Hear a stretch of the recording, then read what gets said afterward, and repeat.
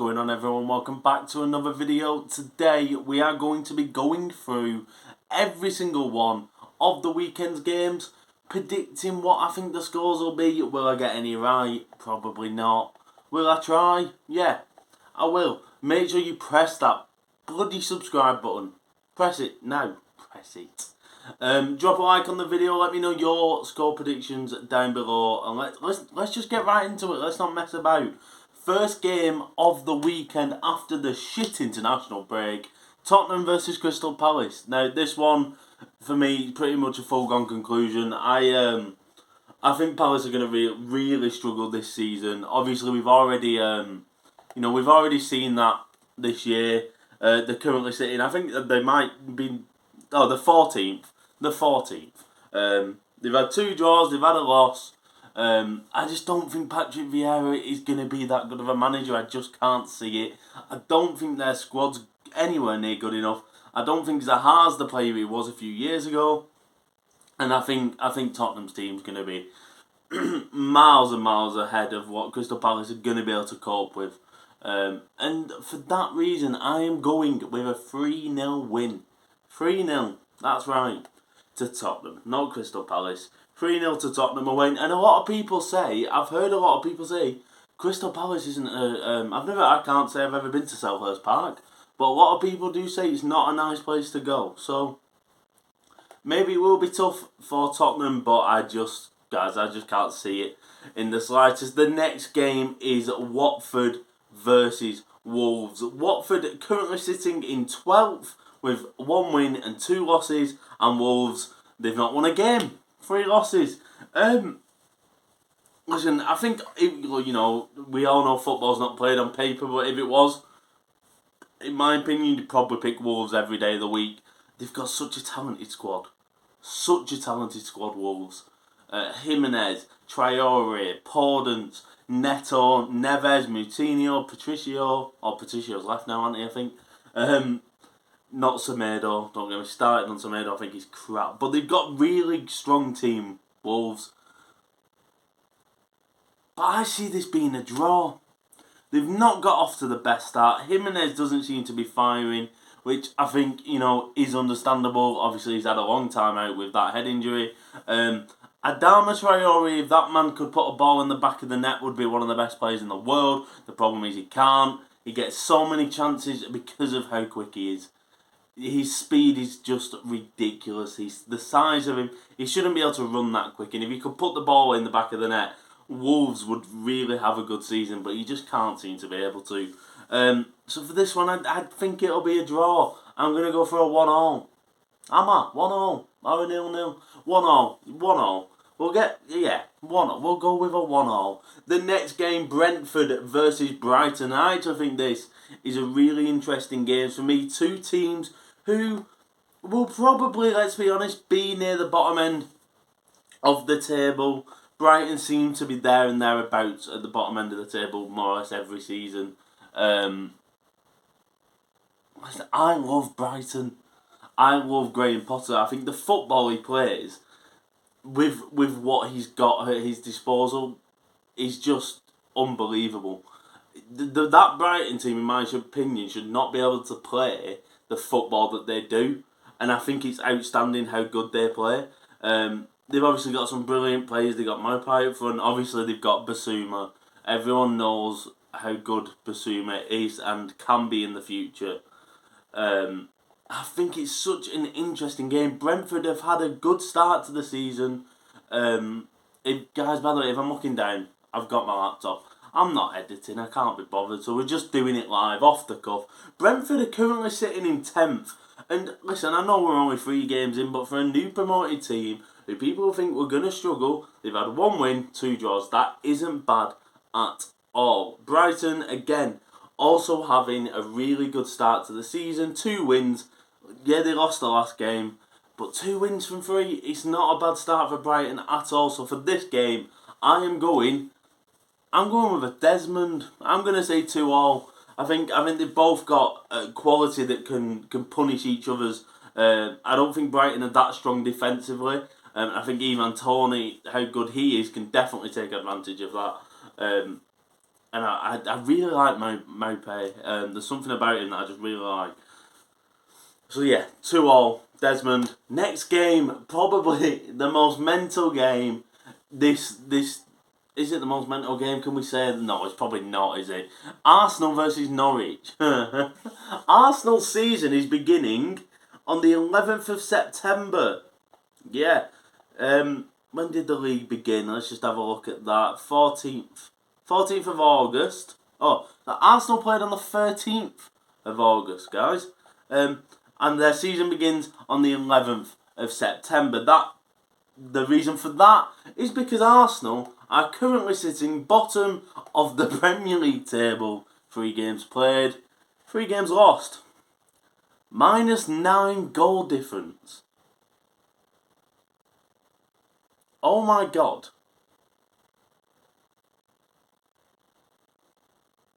-9 goal. Arsenal, man.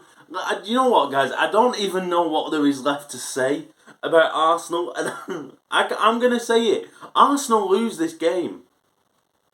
Norwich City are going to beat Arsenal. And the reason I say that is, now, is this game home or away for Arsenal? Let's remember, I'm pretty sure they are at home. Yes, they are. The one thing I've always said about Arsenal, and it was when Emery was there, as well as Arteta, is that they've always got a goal in them. Always. They may have been bad in midfield, they may have been terrible in defence, they may have had a bad keeper, but the one thing you could say is that they've always got a goal. Saka, Lacazette, Aubameyang. They've got Saka now, and he's not done much again this season for them so far. They don't even seem to be able to put the ball in the back of the net. And to top that off, defensively this season, I don't think people are realising how bad they've actually been. When you fully analyse the positional play from some of their defenders, it's just, there's no organisation at all. And I think Norwich will take advantage of that. And the reason I think Norwich will win is because if they get the first goal, that Emirates crowd will turn. We know what Arsenal fans are like. There's a certain channel out there. Arteta out. Get Arteta out, all that. Like, no, stop shouting Arteta out. Arteta out isn't... No, your players need to play for your shirt. You can't just keep changing your manager. It doesn't work. You've tried it. And I want to bring something up here because I've been thinking about this. Let's just say that Arsenal sack Arteta and somehow, someone drugs him, Edu goes and drugs him, gives him some sort of pill, tranquilises him, makes him agree to something that he didn't want to, and somehow they sign Antonio Conte. Because Antonio now, he's going to have to be drugged up to take that job. Let's say somehow he manages to get that team into 4th. What has then happened to Arsenal? Right, brilliant. They're back in the Champions League. Amazing. Well done, Arsenal. It's been a while. Well done. Let's give them a round of applause. Well done.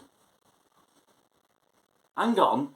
Weren't you in the Champions League when you got rid of Wenger? So let's just break it down. You got rid of Wenger to push further than just getting 4th. You got rid of Wenger, you didn't get 4th, you've not got 4th for ages, you've gone through all these managers, you've still not got 4th, you brought a manager in just to get you 4th. Because he won't get you any higher than that, Conte. So you've gone through all that just to get 4th again. You've gone like nearly 10 years without doing anything. You've stayed and gone back. And then stayed. Arsenal are a mess. They are an absolute mess, and I'm telling you now, if Norwich get the first goal, that crowd at Emirates will change. They will get on the back of them players, and them players don't give it for the shirt anyway. So them fans booing, jeering, shouting all sorts, that won't mean anything to them. They won't care.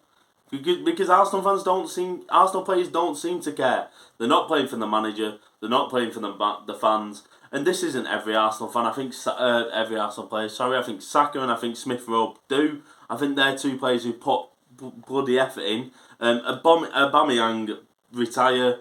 Lacazette retire. Leno is one of the worst goalkeepers in the Premier League. That's a bit of an I've over-dramatised that a little bit, but he's not very good. The defence is shit. I'm going with a 1-0 win to Norwich. I went off on a bit of a tangent then, but it's because Norwich... oh my God, I'm annoyed. Arsenal annoy me. I'm not an Arsenal fan and they do my head in. Let's move on because I'm starting to sweat because they make me angry. Manchester United versus Newcastle. The homecoming of the bloody king, as everyone wants to call him. The man who's had 77,297 announcement videos. He'll probably have another one on Saturday when they play.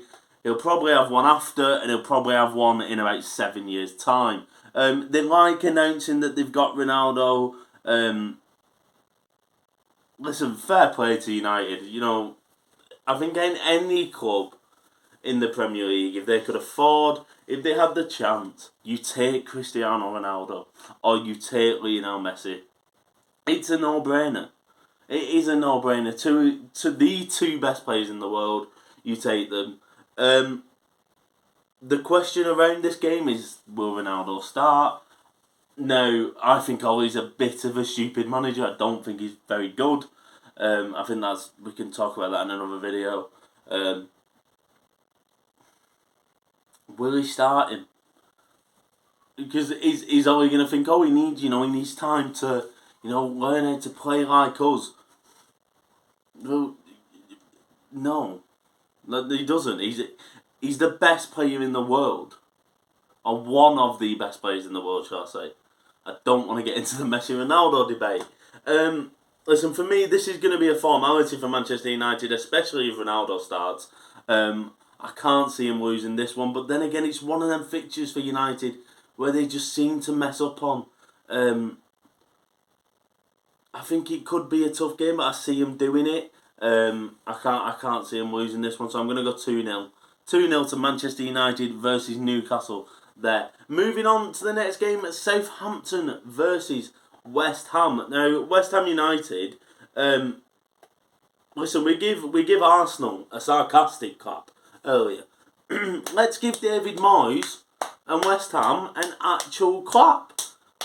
That wasn't sarcastic. David Moyes, if you're watching, I promise you, not sarcasm. What you have done with West Ham, you've turned Mikel Antonio into prime Van Persie, prime Torres, prime Suarez, prime every striker ever. He's banging in the goals. You're second in the league, 2 wins, 1 draw.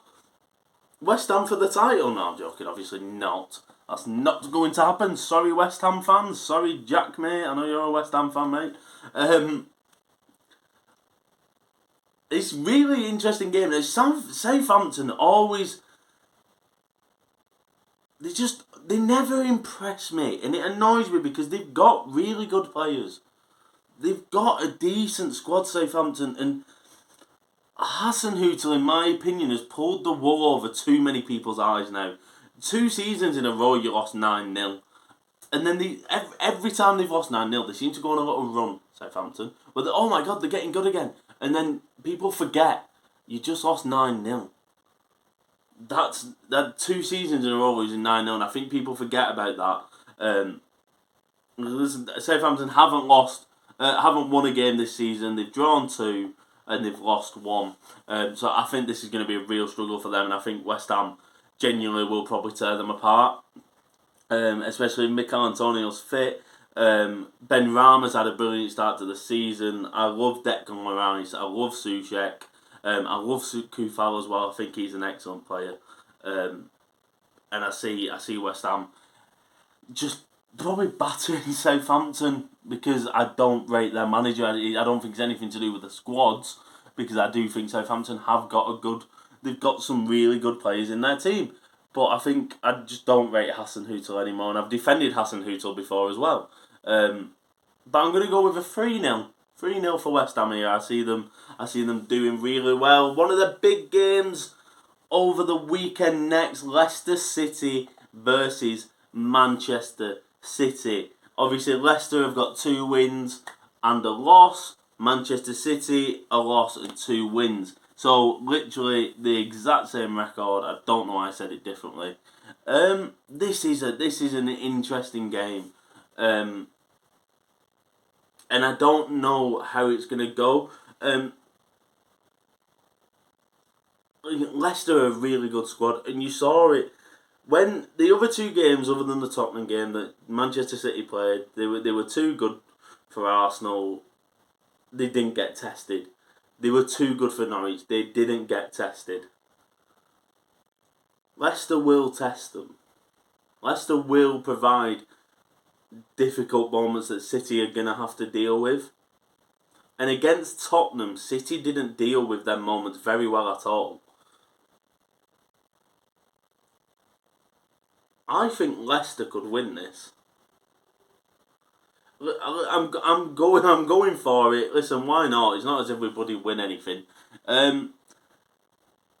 Yeah, I'm really interested to see when a team puts up a challenge against City, how they're going to handle it. Because against Tottenham, I don't think they handled it very well. And the last 2 games, Christ Almighty, they've not had a sniff of a challenge from the team they've played. So I'm really interested to see that. No, do you know what? I'm going to go with a 1-1 draw. I'm going to go with a 1-1 draw, and I think there'll be a lot of draws in this this weekend because in my opinion, there's a lot of even games. Let's move on to Chelsea versus Aston Villa. Again, a really exciting game, and Aston Villa are really interesting again this season because they've got rid of Jack Grealish now. Listen, we can get into whether you think Jack should have done that, whether he shouldn't have, whatever. I think it's irrelevant because Aston Villa have made some excellent signings. Buendia, Danny Ings, the young winger Bailey. They've made some really good signings. It's just getting them into that mode of knowing how to play with each other. They've got 1 loss, 1 win, and a draw, so they've got every result they could ask for. And I don't think they've gelled. I think Aston Villa are flattered to deceive this season already. I was expecting a bit of a better start from them. And I think with their new players, they've not gelled together properly yet. I think they're going to come unstuck against Chelsea. And I'm going to go with a 3-1. A 3-1. And the reason I'm saying 3-1 is because I absolutely love Danny Ings. I loved him at Liverpool when he was there. I'm gutted. Listen, I think he could have had a good time at Liverpool. It's just injuries plagued him. Jurgen Klopp has expressed how much he loved him. So that's why I'm saying 3-1. Because I think Danny Ings will score. 3-1 to Chelsea there. Then we get on to the big one for the weekend. Leeds United versus Liverpool. Now people will say I'll be biased. Of course they will. I think Leeds United, just like they are for Manchester United, are the perfect team for Liverpool to play. I genuinely do. You cannot press Liverpool. It won't work. It doesn't work. It hasn't worked for so many teams. And that's what Leeds do best. They're not going to be able to do that against Liverpool because there's no team in the Premier League that presses anywhere near as well as Liverpool. And I think Leeds United against Liverpool, I think they will leave themselves wide open. I'm going to go with a 2-0. I'm not going to go too far. I think if we get an early goal and Leeds have to come forward, then I honestly think the floodgates could open. It could be a repeat of what it was like for the United game. But you saw it. Do you remember the first Leeds game that Leeds came back into the Premier League last season? That was a very open game. It finished 4-3. And it's because both teams just want to attack.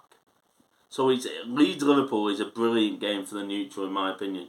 But yeah, I'm going to go with a 2-0 win there. And last, but certainly not least, Everton versus Burnley. does anyone really care?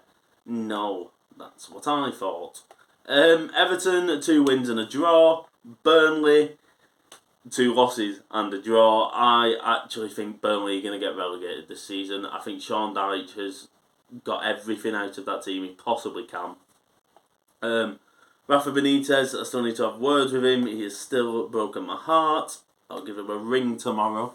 Just have a little chat with him about that. But I don't see any problems here for Burnley. I do see problems here for Burnley, definitely. I don't see any problems here for Everton. Therefore, Everton 1-0. Ladies and gentlemen, that is the end of my prediction video. That is it. They are my predictions for the Premier League Week 4 round of games. Please press that subscribe button. Just bloody do it. Why wouldn't you? I don't get why you wouldn't. Press that subscribe button. Drop a like. Let me know your predictions down below, and I will see you later.